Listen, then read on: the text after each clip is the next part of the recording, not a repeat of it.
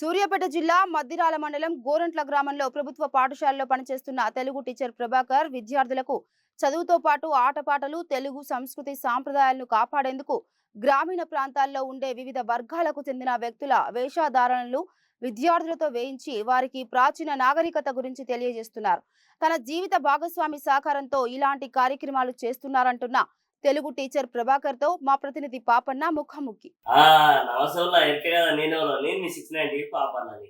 ఇక ఈ తుంగతుర్తి నియోజకవర్గంలో ఉన్న మధిరాల పక్కన ఉన్న గోరెంట స్కూల్లోనైతే ఇక మన బడి పొలగాలతో వేషాలనిపించి పాఠాలు చెప్పిస్తుండే కదా మన ప్రభాకర్ సార్. ఇక ప్రభాకర్ సార్ నాయకాడికి అయితే వచ్చినా నేను ఈ చిన్నతనాన మా రోజులు గుర్తొచ్చినాయి ఉందా. ఇక అందుకనే మళ్ళీ ఈ ఆటకాడికి తీసుకొని వచ్చిన సార్ కాడికి పంతులు బడి పంతులు తెలుగు పంతులు ఆట.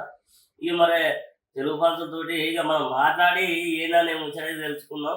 అసలు ఈ ఆలోచన ఎట్లొచ్చింది ఏందనే దాని గురించి వివరిద్దాం. ఫస్ట్ అయితే అన్నని మరి ముఖాముఖి పరిచయాలు చేసుకోవాలి కదా సుమి, మరి పరిచయం చేసుకుందాం. మరి సార్ నమస్తే సార్, మంచిగా మరి సార్ మరి నేనైతే మీ బయలుదే ప్రోగ్రామ్ చూసిన సార్. మీరు ఆ మధ్యలో బాగా చేపిస్తున్నారు, ఇక ఏషాలు కట్టించి అవి కట్టించి ఈ కట్టించి మనకి ఎట్లా ఏషాలే తిప్పుతుంటే నాకు చూడ చక్కగా అనిపించింది సార్. మరి ఈ ఆలోచన ఎట్లొచ్చింది మీకు? నేను పల్లెటూరులో కరకమల గ్రామంలో నా బాల్య దశలో బాగా సంస్కృత కార్యక్రమాలకు హాజరయ్యేది. చిన్నప్పుడు మా గ్రామంలో బుర్రకథలు, భాగవతాలు, నాటికలు ఇవన్నీ వేసేది. వీటికి నేను ఉదయం స్కూల్కి వచ్చి సాయంత్రం బాగానే నేను ఆ కార్యక్రమాలకు హాజరయ్యేది. అటువల్ల అవి చూసిన ప్రేరణే పాఠాలు వస్తుంటే చేస్తే నేను ఆ విధంగా చేయించాలి, పిల్లలకు పాఠాలు చెప్పాలి అనే ఉద్దేశంతో నేను బాల్య దశలో చూసిన ఆ నాటకాలు, ఆ కార్యక్రమాలు, ఆ బుర్రకథలను నేను మా పిల్లలకు వేయించి సేమ్ అలానే తయారు చేసి పాఠాంశాలు బోధిస్తాను. ఇక మరి ఇప్పుడు ఈ ఆలోచన ఎట్లొచ్చింది అసలు? వాస్తవానికి దీని వెనక ఎవరన్నా ఉన్నారా? ఉన్నారు. మా తల్లిదండ్రులు మరియు మా మిత్రులు, మా బావగారు, మా అన్నలు మరియు మా శ్రీమతి కూడా ఎంకరేజ్మెంట్ చేసేది. ఏ కార్యక్రమం చేపట్టినా కానీ మేము అడ్డంకులు లేకుండా వాళ్ళు మాకు ఎంకరేజ్ చేసి.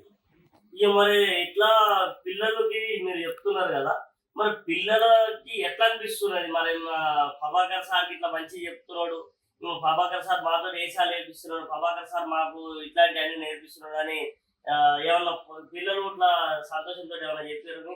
పిల్లలు వాళ్ళ సంతోషానికి అడ్డు లేవు. వారు ఏ పాఠ్యాంశాన్ని బోధించాలన్నా సార్ మాకు ప్రత్యక్ష పద్ధతిలో బోధించండి, మీరు బుర్రకథ, మాట్లాడే నాగలి, మరియు చెరువు మరియు పల్లెటూరు పిల్లల పాఠ్యాంశాలు ఎట్లయితే బోధించదో ప్రతి ఒక్క పాఠ్యాంశం మాకు ఆ విధంగా బోధిస్తే మంచిగా ఉంటుంది. ఇలా మూసదోళన వద్దు సార్ అని పాట మొదలు పెడుతుంటే ఆబ్జెక్షన్ పెడుతున్నాను. చాలా హ్యాపీగా ఫీల్ అవుతుంది. ఇక ఈ మధ్యకాలంలో అయితే మరి మీ బయలే ఇక నాకు తెలిసింది ఏంటంటే తిండి మీదనో, ఇక రైతుల మీదనో, ఇక బుర్రకథల మీదనో, ఇక పోతే ఇంకా తీర్చి రేషాల చూసి మీరు బయలే ఇక తెలుగు పాటలు అయితే విచిత్రంగా చెప్తున్నారు. ఇంకా ఇట్లాంటి వాళ్ళు ఉండడం అయితే చాలా అప్పట్లో వెనకటి కాలంలో అయితే ఇక మేము బయలకు పోకపోతే కాలు చేతులు పట్టుకొని గుంజుగా వచ్చేది బయలకి. ఇక ఇప్పుడేమో ఇక సార్ ఇట్లా సార్ చెప్పినట్టుగా ఇట్లా పాఠాలు చెప్తే ఎందుకు సుమి ఇక ఎంత పొద్దు శుద్ధ అయినా కూడా ఇక నీకు ఖచ్చితంగా బుర్రలకు ఎత్తే అనుకోరాదు. ఇక గట్టాడి సారు ఇంత మంచిగా చెప్తుండు. ఇక నిన్నటికి ఏమైందంటే ఈ పెద్దగాటు జాతర పోయినాం కదా, ఇక పెద్దగాటు జాతర కారణం అయితే సారు ఒంటరి పోరాటం చేస్తున్నాడు. ఇంకా గదేనులా డక్సో గిక్సో అంటారు కదా, దయ్య మత్తు పదార్థాలు వాటి మీద కూడా ఇక ఆయన ఒక్కడే నిలబడి మైకులు పెట్టుకొని 10,000 ఖర్చు, సార్ సొంత పైసలు 10,000 ఖర్చు పెట్టుకొని ఇంకా అవన్నీ వాడొద్దని చెప్పేసి లక్షల మందిలో కూడా ఒక్కడే ఒంటరి పోరాటం చేస్తుందంటే సార్కి ఎంత గుండె ధైర్యం చూడులా.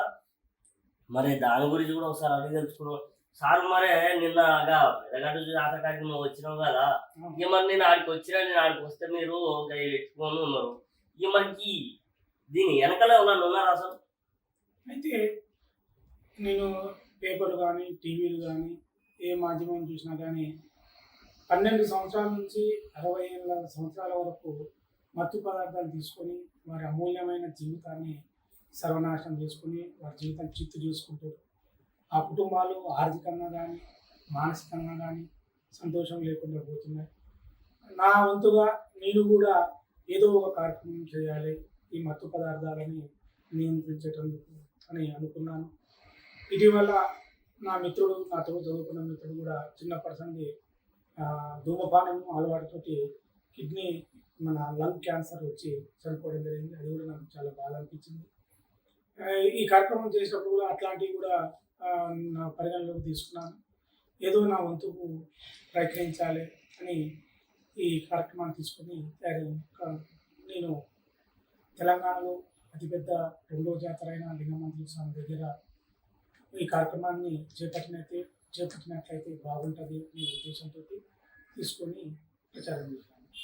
మరి ఇప్పుడు మీరు ఈ బటాకి అయినా ఇప్పుడు మెయింటెనెన్స్ అయినా మొత్తం 10,000 ఖర్చు వచ్చింది అంటున్నారు. మరి ఈ 10,000 ఖర్చు అంటే ఎవరైనా స్పాన్సర్ చేసారా లేకుంటే మీ సొంతం పైసలతోటే అది చేస్తున్నారు? లేదు సార్, ఈ 10,000 నా ఇంట్లో ఎవరేమి ఇవ్వలేదు. బడిలో బుర్రకథ వేయించినా కానీ దానికి ఎన్నో వేల రూపాయలు వచ్చినాయి ఖర్చు. అయినా కానీ ప్రతి ఒక్క పైసా నేను తీసుకున్నాను. కాకపోతే బడి అభివృద్ధి కార్యక్రమాలు కూడా ఒక 80,000 రూపాయలు ఖర్చు పెట్టి నా మిత్రులందరూ ఉన్నత ఉద్యోగాల్లో స్థిరపడ్డారు. వారు వ్యాపారాల్లో కొంతమంది ఉన్నారు. వాళ్ళ సహాయం తీసుకొని బడికి అభివృద్ధి కార్యక్రమాలు చేయడం జరిగింది. మరి ఇట్లా మీరు ప్రతి ఒక్కటి కూడా ప్రజలలో చైతన్యం కల్పించాలని మంచిగా చేస్తున్నారు, మంచిగానే ఉన్నది. అయితే ఇప్పుడు మరి ఇంట్లో వాళ్ళు కూడా ఉంటారు కదా, ఇంట్లో వాళ్ళకి బయట వాళ్ళు ఫోన్ చేసి వాళ్ళు ఏదో ఇబ్బందులు చేస్తుంటారు కదా, మరి మీ సార్ గిట్లా అంటాడు, మరి మీ సార్ గిట్లా చేస్తుంది ఏంది అని చెప్పేసి మీ ఇంటికి ఏమైనా ఫోన్లు వచ్చినాయా? అట్లాంటిది ఏమి రాలేదు సార్. అట్లా వస్తాయనే ఉద్దేశంతో కూడా మా శ్రీమతికి కూడా నేను ఎందుకు చెప్పడం, నేను ప్రజా చైతన్య కార్యక్రమాలలో ఉన్నాను. ఎవరైనా కానీ నేను మిత్రురాళ్ళు ఫోన్ చేసి కూడా ఇట్లా ఏమన్నా మీ సార్ ఇట్లా అధికారంగా తయారై ఇట్లా చేస్తుంది అని అన్నా కానీ నువ్వు ఏం ఫీల్ అవ్వద్దు. ఇది మనం చేసేది ప్రజల చైతన్యం కోసమే ఇది అని అనుకో, అంతేగాని నువ్వు ఇట్లా ఏమాత్రం ఇట్లా రావద్దని నేను వాడే చెప్పడం జరిగింది. నేను బల్లె కానీ నా పెళ్ళైనప్పటి నుంచి కూడా నా శ్రీమతి నా కుటుంబ సహాయ సహకారాలతో నేను ముందుకెళ్తున్నాను. వారి సహకారం లేదు నేను ఏం చేయలేను కూడా. వారికి ఈ సందర్భంగా నా శ్రీమతికి నా మిత్రులకు కూడా మీ వేదికగా వాళ్ళందరికీ ధన్యవాదాలు తెలియజేసుకుంటున్నాను. మరి సరే, అంటే మామూలుగా బయట నుంచి అయితే ఫోన్లు వచ్చినా మేడం అర్థం చేసుకుంటారు, అంటే మేడం కూడా ఏమనలేదా మిమ్మల్ని? ఇంతవరకు అనలేదు సార్, ఇంతవరకు అనలేదు. వారి ఎంకరేజ్మెంట్ వల్లనే నేను ఈ పరిస్థితికి వస్తున్నానని ఖచ్చితంగా మా ఏ కార్యక్రమాన్ని చేపట్టినా మన భార్య సహకారం ఉంటేనే అది సక్సెస్ అవుతుందని భావించి నేను అనుకుంటున్నాను. అంటే ఇప్పుడు మీరు మీ పెళ్ళై మీ దాంపత్య జీవితం ఎన్ని సంవత్సరాలు? 18 సార్. ఫిబ్రవరి 21 వస్తే 18 సంవత్సరాలు పూర్తవుతుంది. 18 సంవత్సరాలు పూర్తవుతుంది.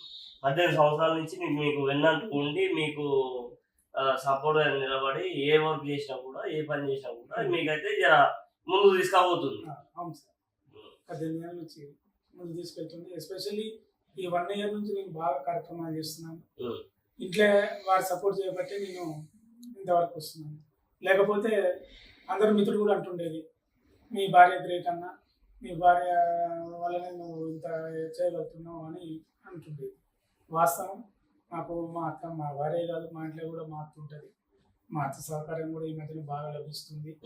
మరియు నాకు జన్మనిచ్చిన తల్లిదండ్రులు మరియు నా భార్య, మా అత్త, మా కుటుంబం, మిత్రులతో నేను ఈ కార్యక్రమాలన్నీ చేస్తున్నానని మీకు తెలియజేసుకున్నాను.